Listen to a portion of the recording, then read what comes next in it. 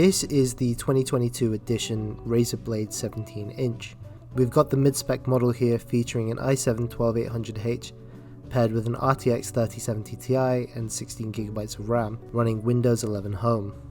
Hello and welcome back to another video with Box.co.uk, where we unbox, demonstrate and review all the latest tech.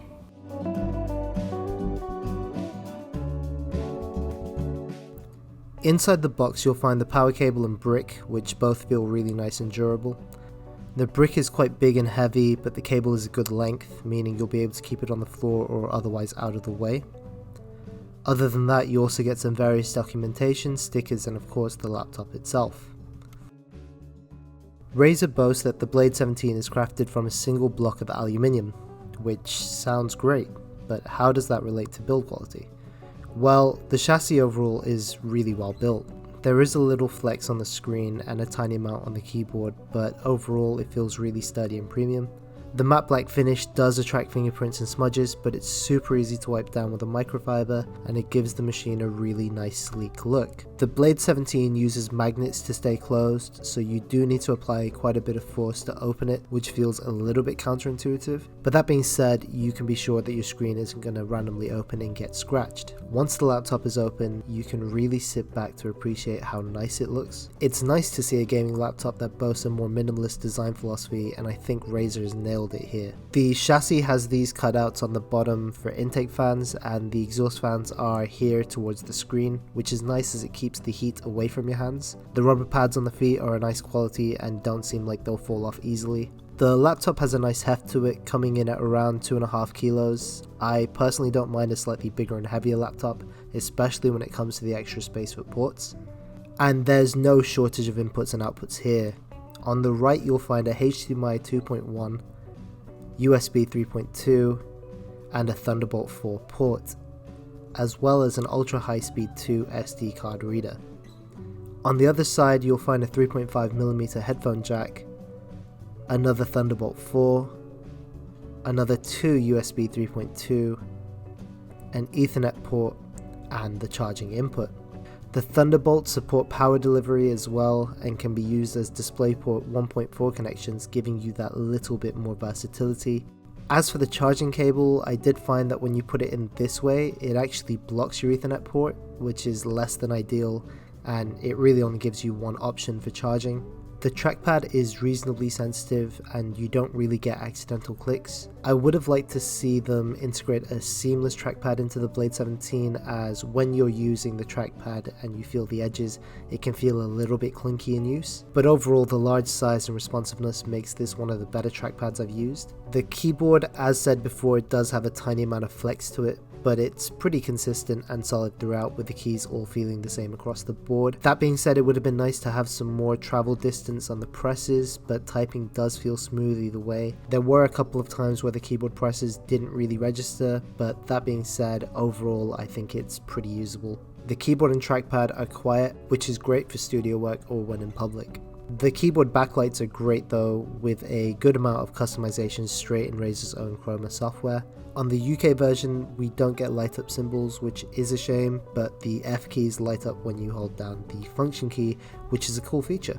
Razer includes its Synapse software with the Blade, which makes changing some settings a lot easier. The software has a nice UI with all the menus easy to navigate and understand. Synapse also links back to certain Windows menus where necessary, meaning relevant settings are only a click away. Being able to optimize and customize all in one app is a fantastic feature where you can change between performance modes as well as making a custom one when plugged in. When using the battery though, you'll see you can only use the balance setting, meaning if you want the best performance or silent fans, you'll need to plug in. Nvidia Optimus is a feature which switches between your integrated and discrete graphics, meaning you can use your Intel Iris graphics for any light load tasks such as web browsing. This is great as it reduces the power usage and quickly switches to using your discrete graphics as soon as you launch a game or begin a heavy task. You can also switch this feature off completely and just use your discrete graphics if that's what you prefer. The fans are quiet when on, and even under loads the laptop doesn't really get too noisy. Although if you turn up the CPU to boost, you'll definitely hear a drastic volume increase, but generally speaking, when the CPU is set to medium, the laptop keeps fairly quiet even under load. Here's an example of the fan noise when running Need for Speed Heat and the CPU is set to boost.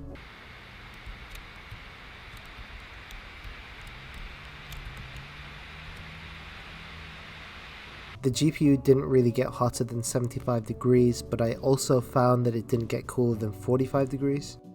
As said before, this is the mid-spec model featuring an Intel i7-12800H 14-core processor, an Nvidia RTX 3070 Ti, 16GB of RAM, and a 1TB M.2 NVMe SSD. The RAM and SSD are upgradable. In fact, there's actually a second unused M.2 expansion slot in the Blade 17. Utilizing both M.2 slots and upgrading the RAM means that you could have up to 8TB of storage and 64GB of memory. The large 17.3-inch display is a 16:9 1080p IPS panel. Featuring individual factory calibration, the screen features full sRGB coverage, and honestly, I was quite impressed by the saturation and contrast on the whole. The brightness isn't incredible, coming in at 300 nits, but the screen performs well in both dark and brighter environments.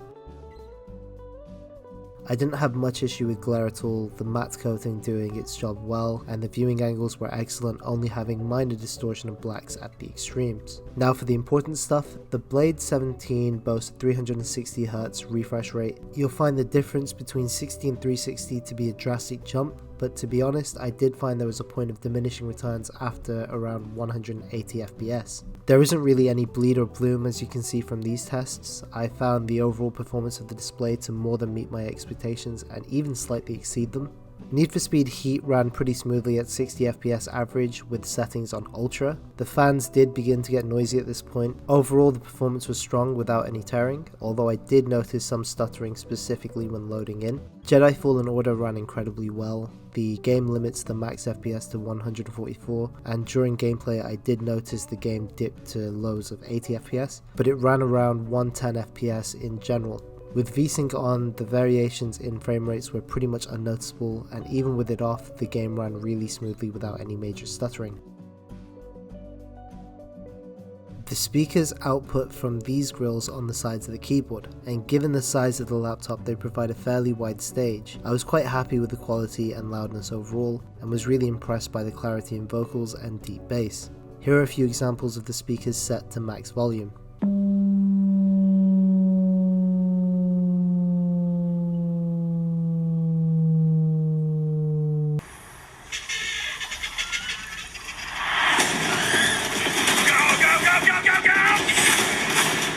Over the plan 5 times. I got the package, didn't I?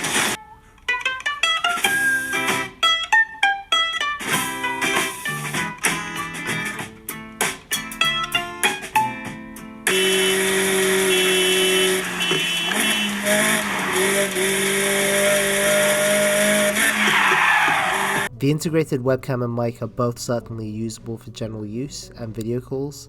So I'm using Zoom to record the webcam and the mic here. As you can see, it's a fairly bright environment and the microphone is currently at max volume. So this is now a much darker environment with the lights behind me being completely overexposed and a lot more noise in the image. That being said, I think it's quite usable for video calls. The microphone's also at 50% volume, so you can kind of judge how that sounds against the 100%. Overall, this is an impressive machine with a great deal to consider in terms of positives and little for the negatives. The build quality and display are absolute standouts, and though you could go for a higher spec model, the i7-3070 Ti and 16GB model we have here has a really good price to performance point, especially considering the possible upgrade paths. So what do you think about the Razer Blade 17? Let us know down below in the comments, and if you enjoyed this video, don't forget to like and subscribe. As always, thanks for watching, and I'll see you in the next one.